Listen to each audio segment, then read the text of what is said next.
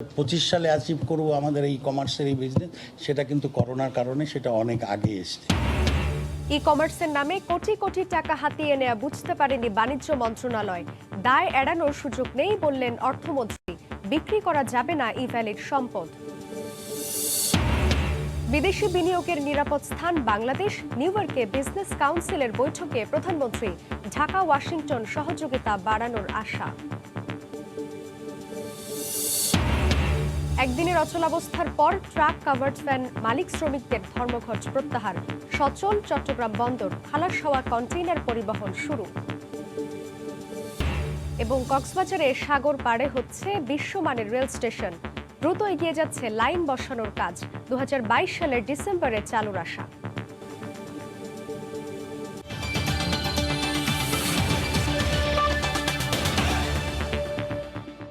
দেখছিলেন শিরোনাম, জনপদের সময় সঙ্গে আছি আমি জান্নাতুল সাদিয়া। ই কমার্স প্রতিষ্ঠানের অনৈতিক কর্মকাণ্ডের দায় এড়াতে পারে না বাণিজ্য মন্ত্রণালয়, এমন মন্তব্য করে অর্থমন্ত্রী বলেছেন, এই ধরনের প্রতিষ্ঠানের অনুমোদন দেয়ায় সরকারের দায়িত্ব এড়ানোর কোনো সুযোগ নেই। বিকেলে ক্রয় সংক্রান্ত মন্ত্রিসভা কমিটির সভা শেষে একথা বলেন অর্থমন্ত্রী। এদিকে আলাদা এক অনুষ্ঠানে বাণিজ্য মন্ত্রী বলেন, ই কমার্স প্রতিষ্ঠান এত দ্রুত বদলে যাবে সেই ধারণা ছিল না মন্ত্রণালয়ের। ই কমার্সের নামে ডিসকাউন্টের ফাঁদে লাখো ক্রেতা মার্চেন্ট এখন পুঁজি হারিয়ে নিঃস্ব। ইভ্যালির দেখানো প্রতারণার পথে হেঁটেছে ধামাকা, ই অরেঞ্জ সহ বেশ কিছু প্রতিষ্ঠান। এই প্রতিষ্ঠানগুলোর মূল হোতাদের কয়েকজন গ্রেপ্তার হয়েছে, বিদেশেও পালিয়েছে কেউ কেউ। কাস্টমারকে সতর্ক হতে হবে। এই অবস্থায় গত সপ্তাহে বাণিজ্য মন্ত্রণালয়ের পক্ষে জানানো হয়, ইভ্যালি সহ 10 ই কমার্স প্রতিষ্ঠানের অনিয়মের দায় নেবে না তারা। আজকেও সিদ্ধান্ত হয়েছে যে এটা তাদের হাতেই দেয়া, আইন শৃঙ্খলা রক্ষাকারী বাহিনী যেন ব্যবস্থা গ্রহণ করে। এর 8 দিন পর বুধবার বাণিজ্যমন্ত্রী বললেন, দেশে করোনাকালে এত দ্রুত ই কমার্স সম্প্রসারিত হবে তা বুঝে উঠতে পারেননি তারা। যেটা হয়েছে আমরা আজকের এক্সপেরিয়েন্স করছি, এটা আমাদের সহযোগিতা করবে সামনের দিনগুলোতে, যেন আইনি যেন অর্থ মন্ত্রণালয়, বাংলাদেশ ব্যাংক তারা নতুন করে কাজ করছে, আমাদের কমার্স মিনিস্ট্রিও এই আলোকে তারা কিন্তু স্টেপস দিচ্ছি আমরা। সো আমরা আশা করছি সামনের দিনগুলোয় আমরা অত সতর্ক থাকবো এই ব্যাপারে। এদিকে অর্থমন্ত্রী বলছেন, ই কমার্স প্রতিষ্ঠানের নিয়ন্ত্রণে ব্যর্থতার দায় নিতে হবে বাণিজ্য মন্ত্রণালয়কেই। এখানে ছাড়পত্র দিচ্ছেন কমার্স মিনিস্ট্রি, তাদেরকে প্রাইমারিলি দায়িত্ব নিতে হবে এবং তাদের সাথে অন্য যারা সংযুক্ত আছে, সংশ্লিষ্ট আছেন এবং সম্পৃক্ততা আছেন, তাদের সবাইকে আমি মনে করি যে দায়িত্ব নেওয়া উচিত। পাল্টা জবাবে বাণিজ্যমন্ত্রী জানান, এ ধরনের কোনো মানসিকতা নেই মন্ত্রণালয়ের, বরং গ্রাহকদের টাকা ফেরত দেওয়ার চেষ্টা চলছে।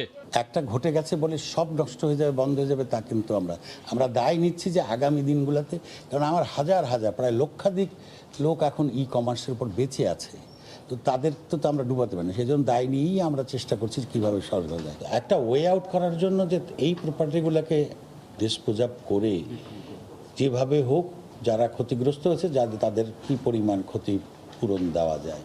ডিজিটাল কমার্স পরিচালনা নির্দেশিকায় গ্রাহক সুরক্ষা নিশ্চিত হবে মন্তব্য করে বাণিজ্যমন্ত্রী জানান, ডিসকাউন্ট কার্ড বা ভাউচার বিক্রির মতো বিষয় খতিয়ে দেখতে নজরে এনেছেন বাংলাদেশ ব্যাংকের। সেই সব প্রপার্টিগুলো। হরিপদ সাহা, সময় সংবাদ, ঢাকা। এদিকে ই ভ্যালির স্থাবর অস্থাবর সম্পত্তি বিক্রি ও হস্তান্তরের উপর নিষেধাজ্ঞা দিয়েছেন দেশের উচ্চ আদালত। একই সঙ্গে গ্রাহক প্রতারণার দায়ে প্রতিষ্ঠানটি কেন বিলুপ্ত করা হবে না জানতে চেয়ে রুল জারি করা হয়েছে। বিশেষজ্ঞরা বলছেন, আদালতের মাধ্যমে ক্ষতিগ্রস্ত গ্রাহকদের অর্থ ফিরিয়ে দেওয়া সম্ভব। এক্ষেত্রে দুদককে ভূমিকা রাখতে হবে। মামলার জালে ই কমার্স প্রতিষ্ঠান ইভ্যালি, প্রতিষ্ঠানটির সিইও ও চেয়ারম্যান গ্রেফতারের পর এখন পর্যন্ত ঢাকায় মামলা হয়েছে 3টি, উচ্চ আদালতেও হয়েছে আবেদন। ওয়াশিং মেশিন অর্ডার করে 5 মাসেও পণ্য এবং টাকা ফেরত না পাওয়ায় উচ্চ আদালতে আবেদন করেন এক ভুক্তভোগী। তিনি ইভ্যালিকে বিলুপ্ত দেখতে চান। শুনানি শেষে প্রতিষ্ঠানটির স্থাবর অস্থাবর সম্পত্তি বিক্রি ও হস্তান্তরের ওপর নিষেধাজ্ঞা দেওয়া হয়। কেন অবসায়ন করা হবে না জানতে চাওয়া হয়েছে সরকারের কাছে। কোর্টের কাছে প্রেয়ার দিয়ে হচ্ছে কোম্পানি অবসান ঘটানোর জন্য, যেটাকে ওয়াইন্ডিং আপ বলে। তো কোর্ট একটা নোটিশ ইস্যু করে রেসপন্ডেন্টদের উপরে, আর ইভ্যালির সকল সম্পত্তি, স্থাবর সম্পত্তি বিক্রি অথবা ট্রান্সফারের উপরে নিষেধাজ্ঞা দেয়। এছাড়া ই কমার্স প্রতিষ্ঠানের অর্থ আত্মসাৎ ও টাকা পাচার খতিয়ে দেখতে বিচার বিভাগীয় তদন্ত চেয়ে আবেদন করা হয়েছে উচ্চ আদালতে। মুখ্য মহানগর হাকিম আদালতেও রাসেলের বিরুদ্ধে মামলার আবেদন করা হলে ধানমন্ডি থানাকে তদন্তের দায়িত্ব দেওয়া হয়েছে। বিশেষজ্ঞরা বলছেন ইভ্যালির টাকা ক্ষতিগ্রস্তদের ফিরিয়ে দেওয়া সম্ভব। এক্ষেত্রে দুদকের ভূমিকায় বেশি। কোম্পানির কিংবা ওই আসামি সমস্ত সম্পদ জব্দ করে, একে বলে আপনার ক্রোক করে, তারপরে রিসিভারের কাছে রেখে, তারপরে কারা পাওনাদার আছে, কোর্ট যদি সেইভাবে আদেশ দেয় রিসিভারের উপরে যে পাওনাদারদের কাছ থেকে তাদের পাওনার প্রমাণ নেবে এবং অ্যাকর্ডিংলি পাওনা পরিশোধ করতে থাকবে। তারপরে অপরাধ যখন প্রমাণ হবে তখন বাকি যেটা থাকবে সেটা বাজেয়াপ্ত হবে। এদিকে ইভ্যালির রাসেল গ্রেফতার হওয়ার পর সাভারের ওয়্যারহাউসে রাখা প্রতিষ্ঠানটির মালামাল সরিয়ে ফেলার চেষ্টার অভিযোগ উঠেছিল, যদিও প্রতিষ্ঠানটির এক কর্মকর্তা জানিয়েছেন বাহিরে পাঠানো মালামাল আবার ফেরত আনা হয়েছে। আফজার হোসেন, সময় সংবাদ, ঢাকা। অন্য প্রসঙ্গ, বাংলাদেশ বিনিয়োগের নিরাপদ স্থান উল্লেখ করে বিদেশিদের এগিয়ে আসার আহ্বান জানিয়েছেন প্রধানমন্ত্রী শেখ হাসিনা। নিউইয়র্কে যুক্তরাষ্ট্র বাংলাদেশ বিজনেস কাউন্সিলের বৈঠকে ভার্চুয়ালি অংশ নিয়ে তিনি কথা বলেন। একই দিন নারী নেতাদের উচ্চ পর্যায়ের এক বৈঠকে অংশ নিয়ে আলাদা একটি নেটওয়ার্ক গঠনের উপর বিশেষ গুরুত্ব দেন সরকার প্রধান। এর আগে জাতিসংঘ সাধারণ পরিষদের উদ্বোধনী পর্বে অংশ নেন শেখ হাসিনা। হাসানুজ্জামান সাকির রিপোর্ট। জাতিসংঘের ৭৬তম সাধারণ পরিষদের অধিবেশনের উদ্বোধনী পর্বে যে কয়জন বিশ্ব নেতা সরাসরি অংশ নিয়েছেন তার মধ্যে প্রধানমন্ত্রী শেখ হাসিনা ছিলেন অন্যতম।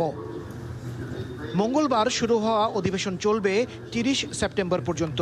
প্রধানমন্ত্রী শেখ হাসিনা ২৪ সেপ্টেম্বর সাধারণ পরিষদে বক্তব্য রাখবেন। জাতির পিতা বঙ্গবন্ধু শেখ মুজিবুর রহমান ১৯৭৪ সালে জাতিসংঘে বাংলায় তার ঐতিহাসিক ভাষণ দেন। তাকে অনুসরণ করে প্রধানমন্ত্রী বিগত বছরের মতো এবারও বাংলায় ভাষণ দেবেন। উদ্বোধনী দিনের অধিবেশনের সাইডলাইনে প্রধানমন্ত্রী জাতিসংঘ সাধারণ পরিষদের সভাপতির আহ্বানে নারী নেতাদের উচ্চ পর্যায়ের বৈঠকে বক্তব্য রাখেন। সেখানে তিনি লিঙ্গ সমতা নিশ্চিত করতে নারী নেত্রীদের একটি নেটওয়ার্ক গঠনের উপর বিশেষ গুরুত্ব আরোপ করেন। পরে নিউ ইয়র্কের যুক্তরাষ্ট্র বাংলাদেশ বিজনেস কাউন্সিলের গোল টেবিল বৈঠকে ভার্চুয়ালি অংশ নেন প্রধানমন্ত্রী শেখ হাসিনা। বৈঠকে বাংলাদেশে এখন বিনিয়োগের সবচেয়ে ভালো পরিবেশ বিরাজ করছে জানিয়ে বিদেশিদের বিনিয়োগের আহ্বান জানান সরকার প্রধান। The demographic dividend and our focus on developing skilled manpower ensures the investors here get skilled human resources at competitive prices.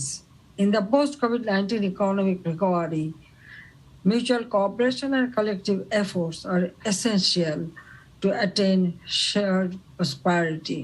I assure Bangladesh government's wholehearted support to expand economic partnership between our two nations. একই দিন প্রধানমন্ত্রী শেখ হাসিনা কুয়েতের প্রধানমন্ত্রী সাবা আল খালিদ আল সাবা ও সুইডেনের প্রধানমন্ত্রী Stefan লফভেনের সঙ্গে আলাদা বৈঠকে মিলিত হন। কথা বলেন দ্বিপাক্ষিক স্বার্থ সংশ্লিষ্ট নানা বিষয় নিয়ে। করোনা পরিস্থিতি এবং রোহিঙ্গা এ দুটি বাংলাদেশের এই মুহূর্তের বড় সমস্যা। আর এই দুটি বিষয়ের উপরই বুধবার জাতিসংঘের সাধারণ পরিষদের বাইরে আলাদা দুটি বৈঠকে যোগ দেবেন প্রধানমন্ত্রী শেখ হাসিনা এবং তিনি বক্তব্য রাখবেন। কোভিড-১৯ শীর্ষক গ্লোবাল সামিটের আয়োজক মার্কিন প্রেসিডেন্টের দফতর হোয়াইট হাউস। আর রোহিঙ্গা সংকট নিয়ে বৈঠকটির আয়োজন করেছে European Union Council. Hasanuzzaman Saki, সময় সংবাদ, প্রধানমন্ত্রী শেখ হাসিনার আবাসস্থল New York Lotte Palace Hotel, Manhattan, New York. জনপদের সময় আরও থাকছে। ইলিশে সয়লাব চাঁদপুরের বড় স্টেশন মাছ বাজার। ৪ থেকে ২৫ অক্টোবর পর্যন্ত ২২ দিন সারা দেশে ইলিশ ধরা নিষিদ্ধ, নির্দেশনা মৎস্য মন্ত্রণালয়ের। ১.৫ দিন ভোগান্তির পর যৌক্তিক দাবি মেনে নেওয়ার আশ্বাসে ধর্মঘট প্রত্যাহার করল ট্রাক ও কাভার্ড ভ্যান মালিক শ্রমিকরা। দুপুরে স্বরাষ্ট্রমন্ত্রীর সঙ্গে বৈঠক শেষে একথা জানিয়েছেন সংগঠনের নেতারা। কিছু দাবি দ্রুত বাস্তবায়ন করা হবে জানিয়ে মন্ত্রী বলেন, ধীরে ধীরে সব সমস্যার সমাধান হবে। রাস্তায় চাঁদাবাজি, হয়রানি বন্ধ, নতুন লাইসেন্স দেয়া সহ ১৫ দফা দাবিতে ৭২ ঘন্টার ধর্মঘটের ডাক দেয় ট্রাক ও কাভার্ড ভ্যান মালিক শ্রমিকরা। এরপর মঙ্গলবার ভোর ৬টা থেকে সারা দেশে পণ্য পরিবহন বন্ধ করে দেওয়া হয়। জরুরি সেবা ছাড়া কার্যত অচল হয়ে পড়ে পণ্য পরিবহন। সবচেয়ে বেশি বিপাকে পড়ে আমদানি ও রফতানিমুখী প্রতিষ্ঠান। এ অবস্থায় বুধবার সচিবালয়ে স্বরাষ্ট্রমন্ত্রীর সঙ্গে বৈঠকে বিভিন্ন দাবি তুলে ধরেন সংগঠনের নেতারা। পরে যৌক্তিক দাবি মেনে নেওয়ার আশ্বাসে ১.৫ দিনের মাথায় ধর্মঘট তুলে নেওয়ার ঘোষণা দেওয়া হয়। আমরা মন্ত্রী মহোদয়ের নেতৃত্বে সভাপতিত্বে আজকের এই আলোচনা বৈঠকে আমরা অত্যন্ত সন্তুষ্ট, আমরা আনন্দিত, আমরা আমাদের কর্মবিরতি প্রত্যাহার করে নিলাম। 15 দফা দাবির বেশিরভাগ মেনে নিয়ে পর্যায়ক্রমে কার্যকর করার আশ্বাস দেন মন্ত্রী। যেগুলো আমরা তাৎক্ষণিকভাবে মনে করেছি যে এইগুলি এখনই করা উচিত, সেগুলো আমরা বলেছি আমরা ব্যবস্থা নিচ্ছি। আর যেগুলি মনে করেছি সময় লাগবে সেইগুলি আমাদের সচিব মহোদয়রা নোট নিয়েছেন এবং তাদের মন্ত্রণালয় থেকে সেইগুলির ব্যবস্থা নেবেন। বিআরটিএর চেয়ারম্যান মহোদয় তিনি একটা টাস্ক ফোর্স গঠন করে যত তাড়াতাড়ি সম্ভব সেটি সমাধান করবেন, তাদের ড্রাইভিং লাইসেন্স নিয়ে যেটা ছিল এবং অন্যান্য দাবি দাওয়া যেগুলি ছিল সবগুলি নিয়ে দীর্ঘ আলাপের পরে তারা বলেছেন তারা সন্তুষ্ট হয়েছেন। ধর্মঘটের কারণে 2 দিনে শুধু চট্টগ্রাম বন্দরে 8,000-এর বেশি কন্টেইনার এবং কয়েক হাজার মেট্রিক টন পণ্য ডেলিভারি আটকে গেছে। সানবীর রূপল, সময় সংবাদ, ঢাকা। এদিকে ধর্মঘট প্রত্যাহারের ঘোষণায় সচল হয়েছে চট্টগ্রাম বন্দরের পণ্য পরিবহন। পুরো দমে শুরু হয়েছে কন্টেইনার লোড আনলোড। 48 ঘন্টার অচল অবস্থা কাটিয়ে ধর্মঘট প্রত্যাহারের পরপরই চট্টগ্রাম বন্দরের বিভিন্ন ইয়ার্ড থেকে পণ্য পরিবহন শুরু করে কাভার্ড ভ্যান, ট্রাক, প্রাইম মুভারগুলো। এতে গত 2 দিনে বন্দরে বার্থিং করা জাহাজগুলো কন্টেইনার লোড আনলোড শুরু হয় পুরো দমে। এতে যানবাহনে দীর্ঘ জট সৃষ্টি হয় বন্দরের গেট সহ পুরো এলাকায়। শ্রমিকরা জানায় ধর্মঘট প্রত্যাহারের ঘোষণায় তারা দুপুরের পর থেকে গাড়ি বের করতে শুরু করেন। 2 দিন ধরে বন্দরের বিভিন্ন ইয়ার্ডে খালাস হওয়া কন্টেইনারগুলো পরিবহন শুরু করেছেন তারা। আমাদের এই অবরোধ প্রত্যাহার করে নিয়েছে, এইটার জন্য আমরা এখন বেরোইছি। নেতারা বলছিল যে আমাদের দাবি দাবা মেনে নিয়েছে, আপনারা গাড়ি নিয়ে যান। এমটি নামাবো, আপনার কন্টেইনার খালি কন্টেইনার ওইটা নামাবো, তো নামা এরপর আপনার রাতে হয়তো গাড়ি লোড করব। সমস্ত গাড়িকে বন্দরে ঢোকার জন্য অনুরোধ করছি এবং বন্দরের হুক পয়েন্টও চালু হয়ে গেছে। ধর্মঘটের কারণে গত 2 দিন ধরে চট্টগ্রাম বন্দরে কন্টেইনার ডেলিভারি বন্ধ থাকায় প্রধান জেটিতে 11টি সহ বহির্নোঙরে 78টি দেশি বিদেশি জাহাজ অবস্থান করছে বলে জানায় বন্দর সচিব। গতকাল প্রায় 2600 কন্টেইনারের অ্যাসাইনমেন্ট ছিল। পুরো কন্টেইনারগুলোই গতকাল স্টাক আপ ছিল, কোনো ডেলিভারি যায় নাই এবং জাহাজ সবগুলো আইডলিং করছে। এছাড়া গত 2 দিনে 8,000-এর বেশি কন্টেইনার এবং কয়েক হাজার মেট্রিক টন পণ্য বন্দরে ডেলিভারির অপেক্ষায় রয়েছে বলে জানায় সংশ্লিষ্টরা। ফেরদৌস লিপি, সময় সংবাদ, চট্টগ্রাম। ট্রেনে করে যাওয়া যাবে কক্সবাজার, এমন স্বপ্ন এখন বাস্তবায়নের পথে। দ্রুত এগিয়ে চলছে দোহাজারী থেকে কক্সবাজার পর্যন্ত রেল লাইন নির্মাণ কাজ। পর্যটকদের সেবা দিতে সাগর পাড়ে নির্মিত হচ্ছে বিশ্বমানের রেল স্টেশন। সকালে পরিদর্শন শেষে রেলমন্ত্রী জানালেন 2022 সালের ডিসেম্বরে শেষ করা হবে কাজ। আরও জানাচ্ছেন সুজাউদ্দিন রুবেল। বিশ্বের দীর্ঘতম সমুদ্র সৈকত শহর কক্সবাজার, সড়ক ও বিমানপথই এখানে আসার মাধ্যম ছিল। সেই সাগর পাড়ে এবার হচ্ছে ট্রেনের দৃষ্টিনন্দন স্টেশন। কক্সবাজারের অংশে এগিয়ে যাচ্ছে রেল লাইন নির্মাণের কাজ। ঝিলঞ্জা ইউনিয়নের চান্দের পাড়ায় একটি বড়সড় ঝিনুক তৈরি করছে রেলওয়ে। ঝিনুকটির 2 অংশের মাঝে ফাঁকা থাকবে 6 তলা উচ্চতার সমান। এই ঝিনুকটির পেটেই হবে মূল স্টেশন, যেখানে থাকবে আন্তর্জাতিক মানের স্টেশনের সব সুবিধা। স্টেশনটি 2য় তলায় ফুট ওভারব্রিজ ব্যবহার করে যাত্রীরা উঠবেন ট্রেনে। 6 তলা স্টেশন ভবনে যাত্রীদের ওয়েটিং রুম, শিশু যত্ন কেন্দ্র, খেলার জায়গা, রেস্টুরেন্ট, আবাসিক হোটেল, মিলনায়তন সহ আধুনিক সুবিধা থাকবে এখানে। হোটেল, ফুড কোর্ট এবং অন্যান্য শপিং মল সবকিছুই থাকবে এবং এটার সম্পূর্ণ অটোমেটিক সিস্টেম হবে। এখন আমার কনস্ট্রাকশনের কাজ চলতেছে এখানে, আর প্ল্যাটফর্মের কাজটাও আমরা অলরেডি শুরু করে দিচ্ছি। তো হোপফুলি আমরা আশাবাদী 2022 সালের ডিসেম্বর মাসে আমরা এই প্রজেক্টটা সাকসেসফুলি হ্যান্ডওভার করতে পারবো।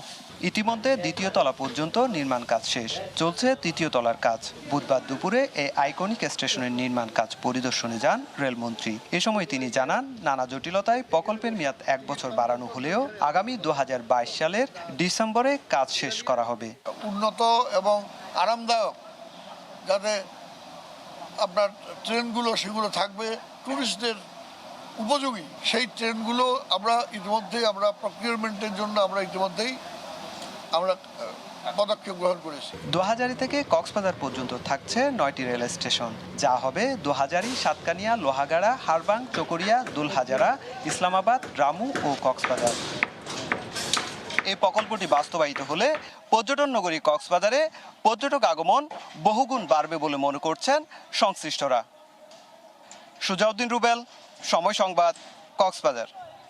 দ্বিতীয় ধাপের দ্বিতীয় দিনের সিরিজ বৈঠকে বসেছে বিএনপির হাইকমান্ড।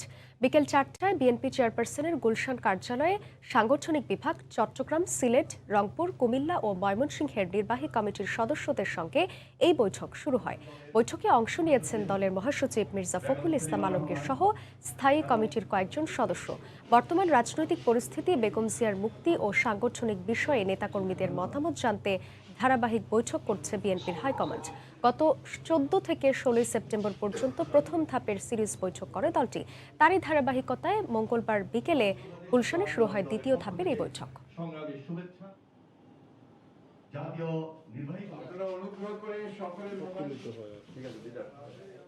জনপদের সময় আরও থাকছে। 6 মাত্রার শক্তিশালী ভূমিকম্পে কেঁপে উঠল অস্ট্রেলিয়ার দক্ষিণ পূর্বাঞ্চল।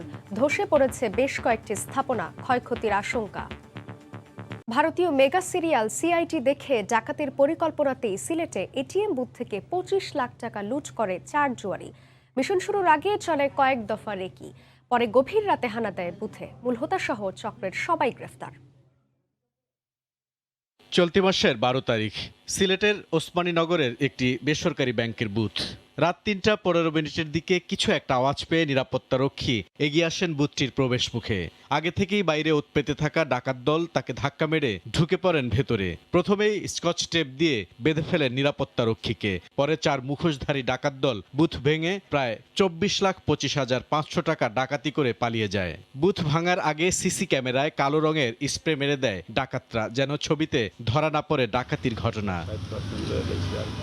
ঘটনার পরপরই ব্যাংক কর্তৃপক্ষ মামলা দায়ের করেন। 9 দিন পর ডিবির সাইবার অ্যান্ড স্পেশাল ক্রাইম বিভাগ ঢাকা ও হবিগঞ্জে অভিযান চালিয়ে গ্রেফতার করেছে ডাকাত দলটির 3 সদস্যকে। উদ্ধার করা হয়েছে 10,08,000 টাকা। গোয়েন্দারা বলছে ডাকাতির পরিকল্পনা করা হয় কয়েক মাস আগে। দফায় দফায় চলে রেকি। ডাকাত দলের সর্দার শামীম ভারতীয় মেগা সিরিয়াল সিআইডি দেখে অনুপ্রাণিত হয়ে ডাকাতির পরিকল্পনা করে।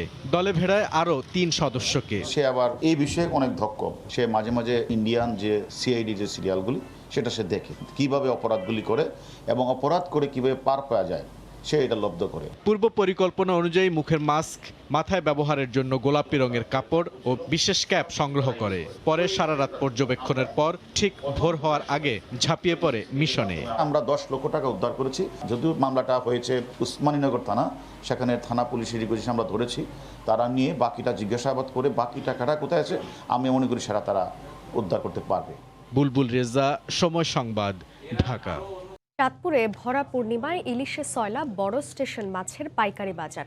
তবে এখানে ছোট আকারের ইলিশের সরবরাহই বেশি, আর দামও মোটামুটি ক্রয় ক্ষমতার নাগালে। এদিকে 4 থেকে 25 অক্টোবর পর্যন্ত 22 দিন সারা দেশে ইলিশ ধরা নিষিদ্ধ করে নির্দেশনা দিয়েছে মৎস্য মন্ত্রণালয়। ফারুক আহমদের তথ্য এবং নাইমুল ইসলাম নীরবের পাঠানো ছবি নিয়ে রিপোর্ট। চাঁদপুর শহরের বড় স্টেশনে মাছের এই পাইকারি বাজারে ক্রেতা বিক্রেতার হাত ডাকি চলছে বেচাকেনা। এখানে বেড়েছে ইলিশের সরবরাহ, মিলছে বিভিন্ন আকৃতির এই মাছ। তবে ছোট আকৃতির বেশি, দামও কম। দূর দূরান্ত থেকে পাইকার আর সাধারণ ক্রেতারা আসছেন ইলিশ কিনতে। বরিশাল একটু দাম কম, চাঁদপুর আনলে 2,000 টাকা 3,000 টাকা বেশি হওয়া যায়, মনকে এই কথায় আনে। লোকাল মাছ আপনার 1 কেজি হতে 1200 গ্রাম 52 থেকে 53,000 টাকা মন, আর 800 থেকে 900 গ্রাম হচ্ছে আপনার 45 থেকে 47,000 টাকা মন চলে। স্থানীয় চাহিদা মিটিয়ে এখানকার ইলিশ বিদেশে রপ্তানির দাবি ব্যবসায়ী নেতাদের। এগুলি আমাদের বাংলাদেশে বিক্রি হচ্ছে, বাংলাদেশের বিভিন্ন প্রত্যন্ত অঞ্চলে এই মাছটা বিক্রি হচ্ছে। অনুমতি দিছে, আমরা রপ্তানি তো করবোই, আর রপ্তানির আশাই তো আমরা বসে থাকি। রপ্তানি হলে দেশের রাজস্ব আয় বাড়বে, আমরা ব্যবসায়ীরা উপকৃত হব। 15 তারিখে প্রত্যেক অভিযান দেওয়া হয়, তাহলে মা ইলিশও রক্ষা হবে, ব্যবসায়ীরাও তারা ব্যবসা করতে পারে।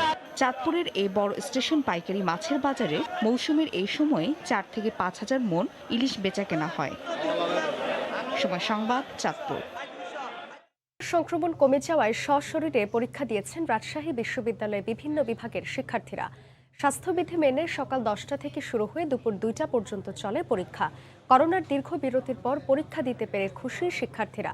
পরীক্ষাকে কেন্দ্র করে দীর্ঘদিন পর শিক্ষার্থীদের পদচারণায় মুখরিত হয়ে ওঠে ক্যাম্পাস। এছাড়া আগামী 30 সেপ্টেম্বর বিশ্ববিদ্যালয়ের একাডেমিক কাউন্সিলের বৈঠকে ক্যাম্পাস খোলার ব্যাপারে সিদ্ধান্ত নেওয়া হবে বলে জানিয়েছে কর্তৃপক্ষ।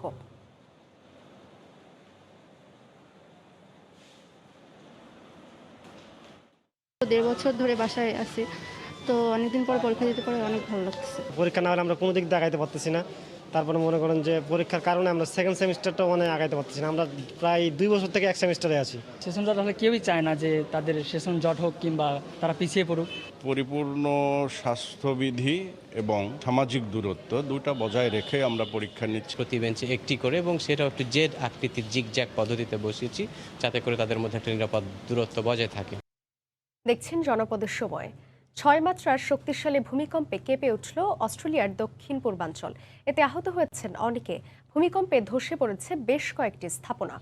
সিডনি থেকে আরও জানাচ্ছেন SM আমিনুল রুবেল। ভূমিকম্পের সঙ্গে সঙ্গে রাস্তায় নেমে আসেন মেলবোর্ন শহরের বাসিন্দারা। নিরাপদ আশ্রয়ে ছুটতে থাকেন দিকবিদিক। ভূমিকম্পের আঘাতে ধসে পড়েছে বহু পুরনো স্থাপনা। বিভিন্ন উঁচু ইমারত থেকে মানুষজন নেমে এসে আসলে এই লাইব্রেরির সামনের চত্বরের খোলা জায়গায় তারা অবস্থান নিয়েছিল। কিছু বাড়ি ক্ষতিগ্রস্ত হয়েছে, তবে সবাই নিরাপদে আছে। আমাদের এখানে শুধুমাত্র একজন আহত হয়েছেন। দেশটির দুর্যোগ ব্যবস্থাপনা বিভাগ জানায়, ভূমিকম্পের উৎপত্তিস্থল ভিক্টোরিয়া অঙ্গরাজ্যের মেলবোর্ন শহর থেকে 200 কিলোমিটার দূরের একটি গ্রামে। এর গভীরতা ছিল 10 কিলোমিটার। বিমানবন্দর থেকে নামার পরপরই ভূমিকম্পের খবর পেয়েছি আমি। সবার সঙ্গে কথা হয়েছে। দুর্যোগ মোকাবেলায় সব ধরনের ব্যবস্থা নেওয়া হয়েছে। যারা আহত হয়েছেন তাদের অবস্থা তেমন গুরুতর নয়। ভূমিকম্পের পরপরই উদ্ধার অভিযান শুরু করেছে স্থানীয় কর্তৃপক্ষ। গত 1.5 বছরে অস্ট্রেলিয়াতে করোনা আক্রান্ত হয়ে যত মানুষ মারা গেছে, তার প্রায় 65% মানুষই কিন্তু মারা গেছে মেলবোর্ন এবং এর আশেপাশের এলাকায়। আজ সকালের ভয়াবহ ভূমিকম্পে মেলবোর্নের 150 বছরের পুরনো কিছু চমৎকার স্থাপনা ভেঙে গুঁড়িয়ে গেছে, ক্ষতিগ্রস্ত হয়েছে। তবে স্বস্তির বিষয় এটি যে এখন পর্যন্ত মেলবোর্ন থেকে কোনো হতাহতের খবর আমাদের কাছে এসে পৌঁছেনি। SM আমিনুল রুবেল, সময় সংবাদ, অস্ট্রেলিয়া। জানিয়ে দিচ্ছি জনপদের সময়ের শিরোনামগুলো। ই-কমার্সের নামে কোটি কোটি টাকা হাতিয়ে নেওয়া বুঝতে পারেনি বাণিজ্য মন্ত্রণালয়। দায় এড়ানোর সুযোগ নেই বললেন অর্থমন্ত্রী। বিক্রি করা যাবে না ইভ্যালির সম্পদ। বিদেশি বিনিয়োগের নিরাপদ স্থান বাংলাদেশ। নিউ ইয়র্কে বিজনেস কাউন্সিলের বৈঠকে প্রধানমন্ত্রী। ঢাকা ওয়াশিংটন সহযোগিতা বাড়ানোর আশা। এবং একদিনের অচলাবস্থার পর ট্রাক কাভার্ড ভ্যান মালিক শ্রমিকদের ধর্মঘট প্রত্যাহার। সচল চট্টগ্রাম বন্দর, খালাস হওয়া কন্টেইনার পরিবহন শুরু।